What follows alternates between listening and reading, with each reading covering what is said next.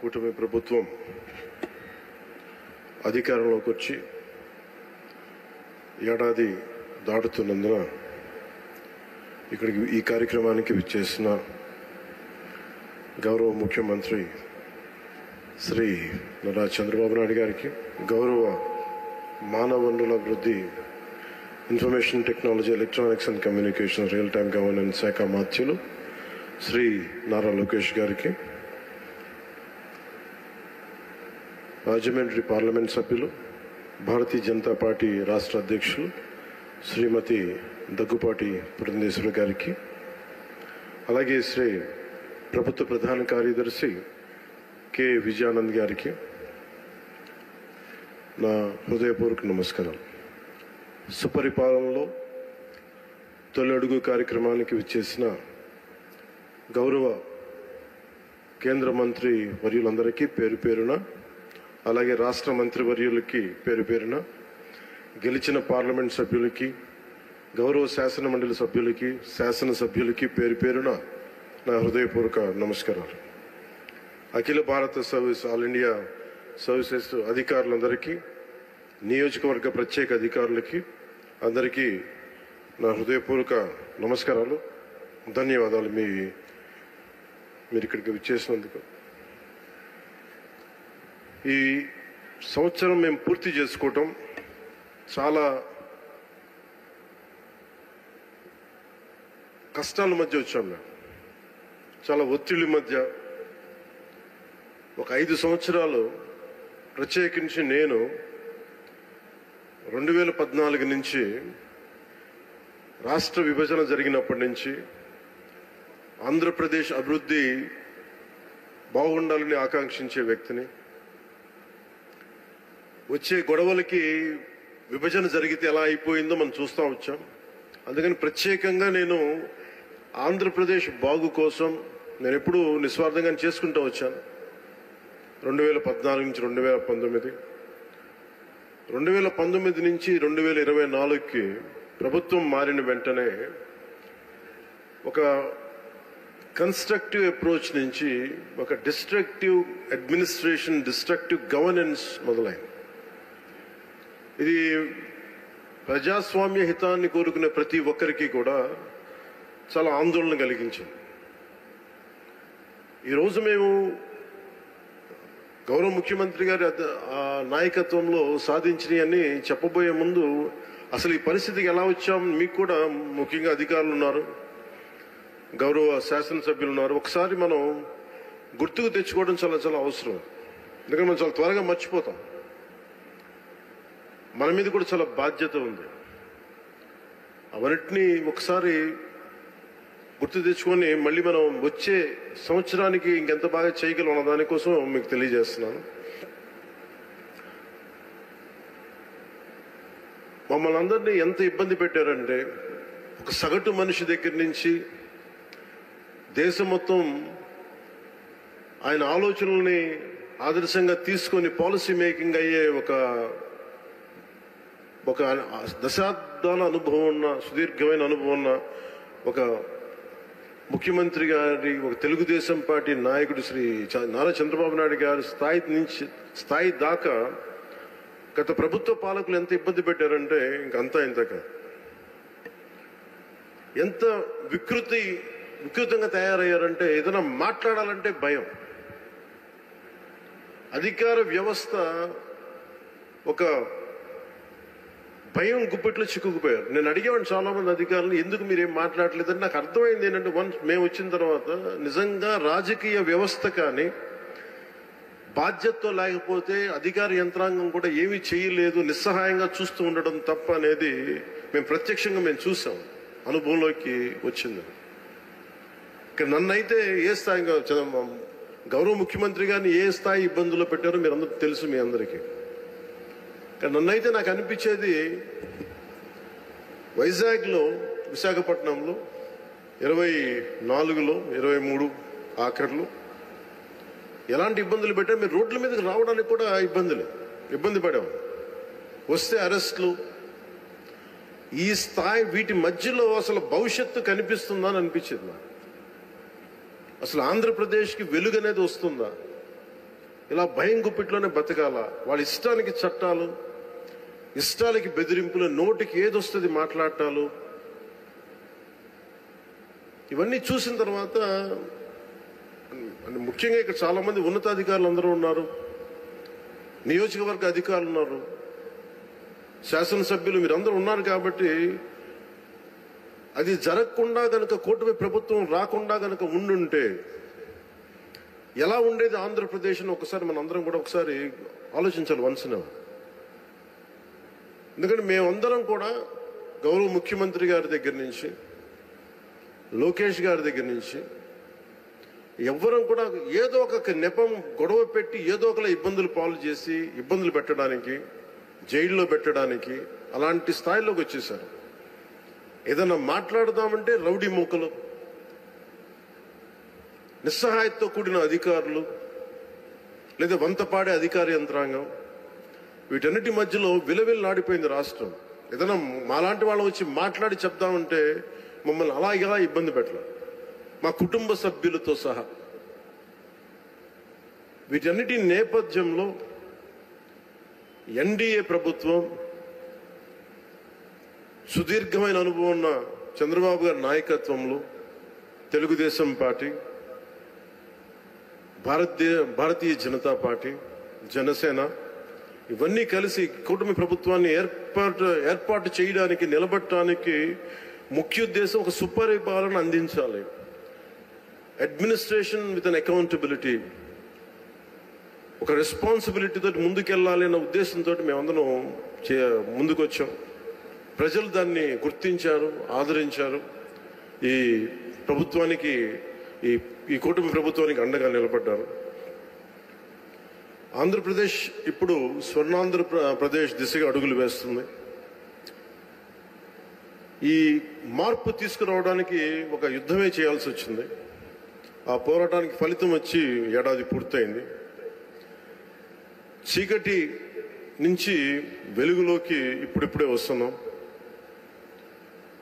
ముందుగా రాష్ట్ర ప్రజలకి తెలుగుదేశం, భారతీయ జనతా పార్టీ, జనసేన కూటమికి అద్భుత విజయాన్ని అందించిన రాష్ట్ర ప్రజలకి ఈ సుపరిపాలనకి ఏడాది వచ్చిన సందర్భంగా మేము మీకు ప్రత్యేకంగా కృతజ్ఞతలు తెలియజేస్తున్నాం. రాష్ట్ర ప్రజల రుణం తీర్చుకునేందుకు గౌరవ ప్రధాని శ్రీ నరేంద్ర మోదీ గారి మార్గనిర్దేశకత్వంలో, పాలనలో అపార అనుభవం కలిగిన గౌరవ ముఖ్యమంత్రి శ్రీ చంద్రబాబు నాయుడు గారి నాయకత్వంలో కూటమి ప్రభుత్వం నిరంతరాయంగా కృషి చేస్తున్నాం. ఒకవైపు కుదేలైన ఆర్థిక వ్యవస్థ, అస్తవ్యస్త విధానాలతో ఉన్న ఈ నడిపిన ప్రభుత్వాన్ని తిరిగి గాడిని పెట్టడానికి గౌరవ ముఖ్యమంత్రి గారి అపారమైన అనుభవం మా అందరికీ ఎంతో బలాన్ని ఇస్తా ఉంది. అలాగే గౌరవ ప్రధానమంత్రి శ్రీ నరేంద్ర మోదీ గారి కేంద్రం నుంచి అందిస్తున్న సహాయ సహకారాలతోటి, ముఖ్యమంత్రి గారి పాలనా దక్షతతోటి, మంత్రివర్గ సహచరుల మద్దతుతోటి స్వర్ణాంధ్రప్రదేశ్ విజన్ 2047 వికసిత్ భారత్ లక్ష్యాల సాధన దిశగా ముందుకు వెళ్తా ఉంది. ఈ మధ్యనే మనం 11వ అంతర్జాతీయ యోగా దినోత్సవం సందర్భంగా గౌరవ ముఖ్యమంత్రి శ్రీ నారా చంద్రబాబు నాయుడు గారి నేతృత్వంలో ఎన్డీఏ కూటమి ప్రభుత్వం విశాఖపట్నంలోని బీచ్ రోడ్లో 3 లక్షల పైచిలుకుతో మందితో నిర్వహించిన యోగాంధ్ర కార్యక్రమం ప్రపంచ రికార్డు సృష్టించింది. అలాగే రాష్ట్ర ప్రభుత్వ పథకాల్లో నేను చాలా సందర్భాలు అడిగేవాడిని ముఖ్యమంత్రి గారిని. ఎలక్షన్ సమయంలో మనం ఈ సూపర్ 6 ఇలాంటివన్నీ ఎలా చేయగలం ఏంటని మాట్లాడితే ఆయన ఎప్పుడు కూడా అనేది ఏంటంటే, డెవలప్మెంట్తో పాటు మనం వీటిని ఏవైతే ప్రజలకు అవసరం అయితే ఉన్నాయో అవి కూడా ఇవ్వాల్సిందే మనం అని చెప్పేసి, ముఖ్యంగా ఆయన 3,000 దాకా ఉన్న పెన్షన్ని ఆయన రాగానే 4,000కి పెంచగలిగారు. దివ్యాంగులకు ఇచ్చే పెన్షన్ 3,000 నుంచి 6,000. దివ్యాంగులు కొన్ని సంవత్సరాలుగా నా దృష్టిలో ఉంది, అందరూ ముఖ్యమంత్రి గారి దృష్టిలో ఉంది, మాకు పెంచండి అని అంటుంటే అది కుదరలేకపోయింది ఎవరికి, ఏ ప్రభుత్వానికి కూడా. కానీ ముఖ్యమంత్రి గారి నాయకత్వంలో ఆయన ఫైనాన్షియల్ మేనేజ్మెంట్ అద్భుతం కాబట్టి 3,000 నుంచి 6,000కి పెంచారు. అలాగే ఈ సామాజిక పెన్షన్స్ చాలా అవసరం ఇవన్నీ చెప్పి వీటి కోసం 1939 కోట్లు గత ప్రభుత్వం వెచ్చిస్తే కూటమి ప్రభుత్వం 2717 కోట్లు ఖర్చు చేస్తూ 63 లక్షల మందికి ఇది చేయూతనిస్తాం. ఆకలితోటి ఏదైనా బయటికి వెళ్ళి తిందాం తక్కువ ధరతో అనే అన్నా క్యాంటీన్ని మూసేసిన ప్రభుత్వాన్ని తిరిగి కూటమి ప్రభుత్వం రాగానే పునరుద్ధరించింది. 204 అన్నా క్యాంటీన్లు తిరిగి ప్రారంభించి సగటున రోజుకి 3 లక్షల మంది ఆకలి తీరుస్తాం. అలాగే దీపం పథకం ద్వారా తొలి విడతలో 1.15 కోట్ల గ్యాస్ సిలిండర్లని ఉచితంగా అందించారు. ఈ పథకం కోసం కూటమి ప్రభుత్వం 5 ఏళ్లలో 13,423 కోట్ల మొత్తాన్ని ఖర్చు చేయటం. అలాగే మత్స్యకారు సోదరులకి దాదాపు 1,22,965 మందికి 266 కోట్లు అందజేసిన 20,000 రూపాయల చొప్పున. అలాగే నారా లోకేష్ గారు ప్రత్యేకించి ఆయన తీసుకున్న ఈ ఎడ్యుకేషన్ ఈ శాఖల ద్వారా ప్రత్యేకించి నాకు వ్యక్తిగతంగా నచ్చింది అని చేసింది డొక్కా సీతమ్మ మధ్యాహ్న భోజన పథకం పెట్టడం. ఎంతసేపు ప్రభుత్వ పథకాలకి గత ప్రభుత్వంలో ఆయన పేర్లు పెట్టుకోవడం, వారి పేర్లు పెట్టుకోవడం కంటే కాకుండా ఎవరైతే సమాజానికి ప్రేరణగా ఉన్నారో అలాంటి వారి పేర్లు పెట్టడం మనస్ఫూర్తిగా సర్వేపల్లి రాధాకృష్ణన్ గారి మన కిట్స్ స్కూల్ కిట్స్ అందించడం ఇలాంటి చాలా రెవల్యూషన్ నిర్ణయాలు తీసుకున్న నారా లోకేష్ గారికి నా ప్రత్యేకంగా నా ధన్యవాదాలు తెలియజేస్తాను. ఇట్స్ క్వైట్ ఇన్స్పైరింగ్ అనిపించింది. అలాగే తల్లికి వందనానికి దాదాపు 67 లక్షల మందికి పైగా విద్యార్థులకు లబ్ధి చేకూరింది. ఈ మొత్తంలో 1,346 కోట్లు పాఠశాలల అభివృద్ధికి వెళ్తా ఉంది.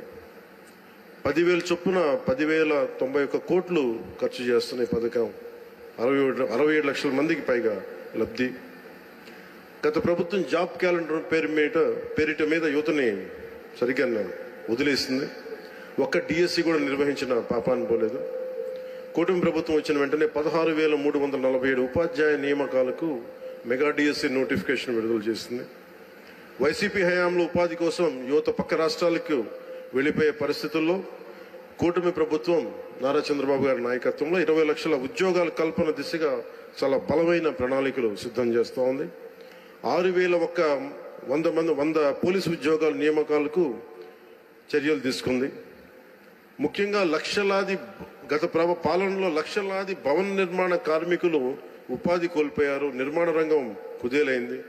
అలాంటి వాళ్ళకి కూటమి ప్రభుత్వం రాగానే ముఖ్యమంత్రి గారు ఒకటి చెప్పి ఉచిత ఇసుక విధానాన్ని అమలు చేయాల్సింది చెప్పి చేసినందుకు ప్రత్యేకంగా భవన నిర్మాణ కార్మికుల తరఫున ముఖ్యమంత్రి గారికి నా కృతజ్ఞతలు తెలియజేసుకున్నాను. ఏడాది కాలంలో బ్రాండ్ ఏపీని పునరుద్ధరించడం ద్వారా 9.4 లక్షల కోట్ల పెట్టుబడుల్ని ఆంధ్రప్రదేశ్ ఆకర్షించింది. తద్వారా 6 లక్షల ఉద్యోగాల కల్పనకు ఇది దారి వేస్తుంది.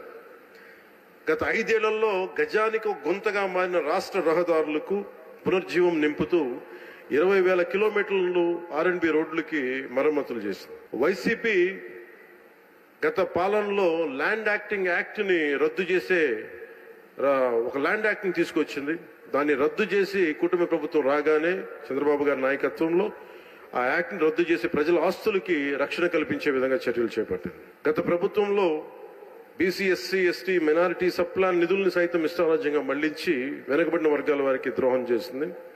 కూటమి ప్రభుత్వం సబ్ప్లాన్ నిధులు దుర్వినియోగం కాకుండా చేపట్టి ఆయా వర్గాల స్వయం ఉపాధి పథకాలకి వెచ్చిస్తూ ఉంది. ప్రత్యేకించి నేను పంచాయతీరాజ్ శాఖని నేను నిర్వహిస్తాను కాబట్టి దానికి సంబంధించి కొంచెం చెప్తాను మీకు. పంచాయతీరాజ్ గ్రామీణాభివృద్ధి శాఖ బాధ్యతలు స్వీకరించిన వెంటనే సర్పంచులు తలెత్తుకునేలా మొదటి అడుగు వేయడమైంది. జాతీయ పండుగలైన స్వాతంత్ర దినోత్సవం, గణతంత్ర వేడుకలకు నిర్వహణకిచ్చే నిధుల్ని మైనర్ పంచాయతీలకు 100 నుంచి 10,000కి, మేజర్ పంచాయతీలకు 250 నుంచి 25,000కి పెంచాం. గ్రామాన స్వాతంత్ర గణ దినోత్సవ వేడుకలను ఘనంగా నిర్వహించుకునే అవకాశం కల్పించి ఆత్మగౌరవాన్ని కాపాడాం. సర్పంచుల ఆత్మగౌరవాన్ని. గ్రామ స్వరాజ్య సాధన లక్ష్యంలో ఒకే రోజున 13,326 పంచాయతీల్లో గ్రామ సభలు నిర్వహించి ఒక సరికొత్త రికార్డు సాధించాం.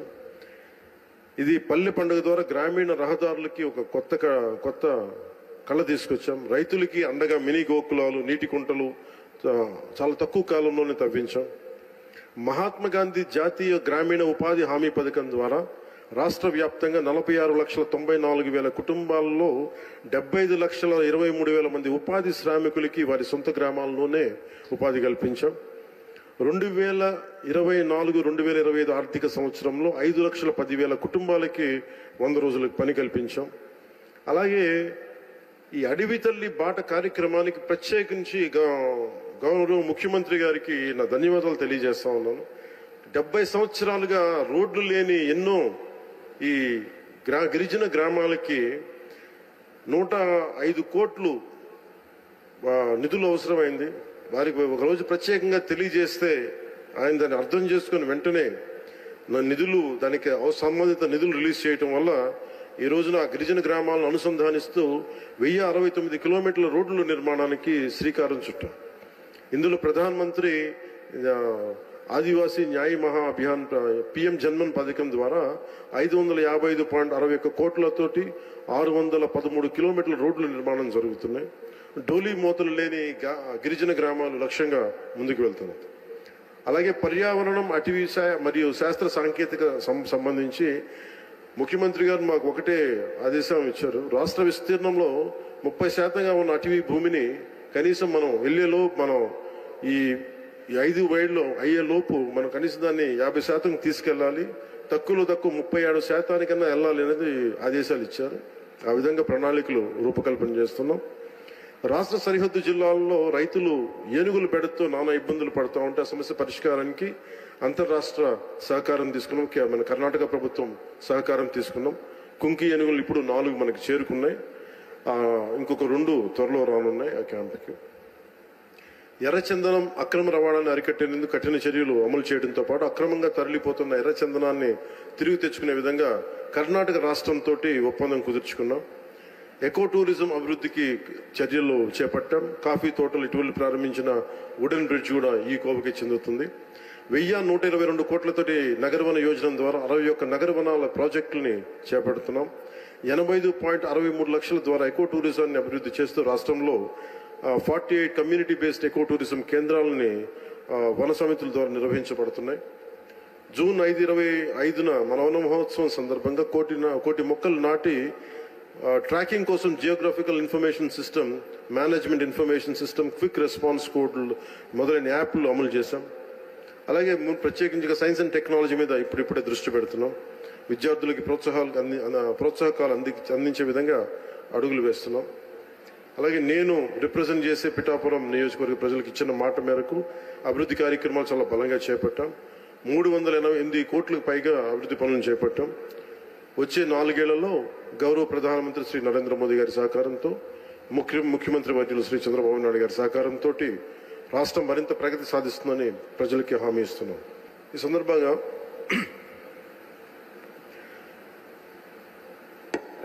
సరైన ఎంత రిలవెన్స్ నాకు తెలియదు కానీ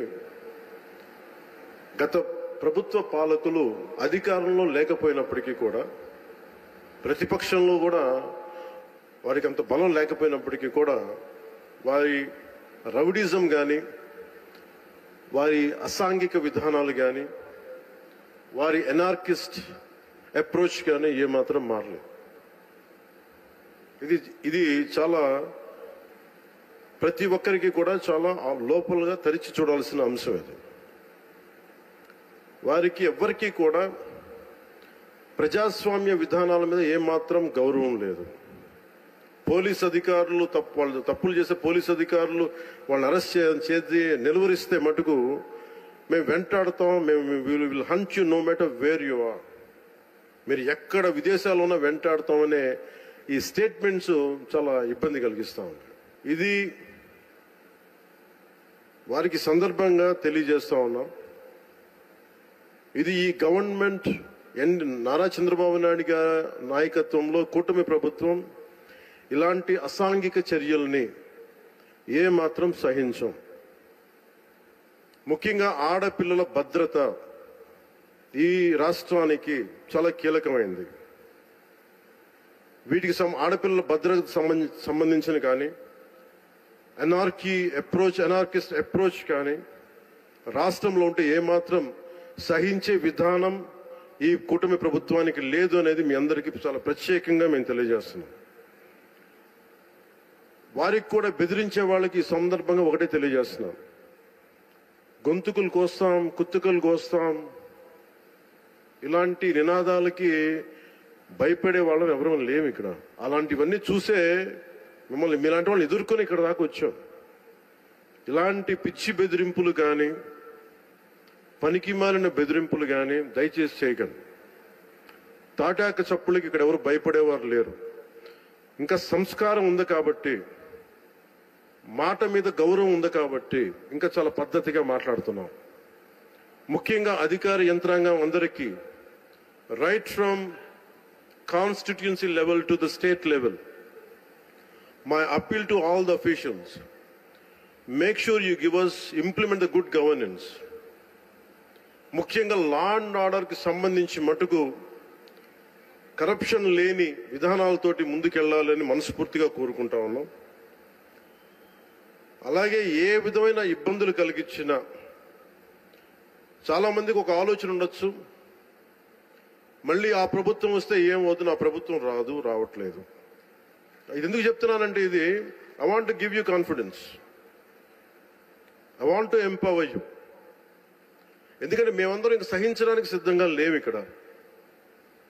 ఈ కూటమి ప్రభుత్వం తక్కువ మేము మాట్లాడుకుంది 15 నుంచి 20 ఏళ్ళు ఉండాలి. ఎందుకు అనుకున్నామంటే, ఆంధ్రప్రదేశ్ వికసిత్ ఆంధ్రప్రదేశ్గా ఉండాలి, వికసిత్ భారత్లో భాగంగా ఉండాలి. అంటే ఈ ఐక్యత చెడగొట్టే పరిస్థితుల్లో నేను లేను, ఎవరు కూడా లేవు. అలాగే ఇది గత ప్రభుత్వ పాలకులు కూడా ఇది గుర్తుపెట్టుకోవాలి. మీరు కనుక ఇలా అలాగే ప్రత్యేకించి రోడ్ల మీదకి వచ్చి బ్యానర్లు పట్టుకొని గొంతుకులు కూసేస్తాం, సినిమాలు చెప్పడానికి చాలా బాగుంటాయి ఇవి. నేను సినిమాల నుంచి వచ్చిన వాడిని, సినిమాలు చెప్పడానికి చాలా బాగుంటాయి. నిజ జీవితంలో నమ్మి మోసపోకండి. కాలు మక్కిలు ఎరకొట్టు కింద కూర్చోబెడతాం. జాగ్రత్త, పిచ్చి వేషాలు వేయకండి ఎవరు కూడా. ఇవి సరదాగా ఉండే విషయాలు కాదు ఇవి. శాంతి భద్రతలను ఏమాత్రం క్షీణిస్తే చిన్నపాటిది కూడా సహించం, మీకు బలంగా తెలియజేస్తాం ప్రజలందరికీ కూడా. పిచ్చి పిచ్చి మాటలు మాట్లాడకండి ఎవరు. సరదాగా లేం మేము ఇక్కడ. చాలా దెబ్బలు తిని వచ్చాం ఇక్కడ దాకా, చాలా దెబ్బలు తిని వచ్చాం. 5 స్టార్ హోటల్స్ లో ఉన్నా కానీ రక్షణ లేని పరిస్థితిలో ఉండేది. రోడ్ల మీదకి లాక్కొచ్చి మహిళలను కూడా వీళ్ళు జైల్లో పెట్టిన వ్యక్తులు. అవన్నీ తట్టుకొని నిలబడ్డామంటే ఇంకా మేము సంస్కారంగా ఉండాలి. With the constitutional guide lines, with in the frame work of law ఉండాలి. కాబట్టి చాలా పద్ధతిగా మాట్లాడుతున్నాం. అనవసరంగా రెచ్చగొట్టకండి ఇవన్నీ ఇలాంటి మాట్లాడి. నేను తమిళనాడు సభలో కూడా చెప్పాను. అదేంటంటే సాధు మిరండాలు కాడుకోలేదంటే, సజ్జనుడి కోపం వస్తే అడవి కూడా ఆపలేదనేది. అలాగే మాది మంచి ప్రభుత్వం.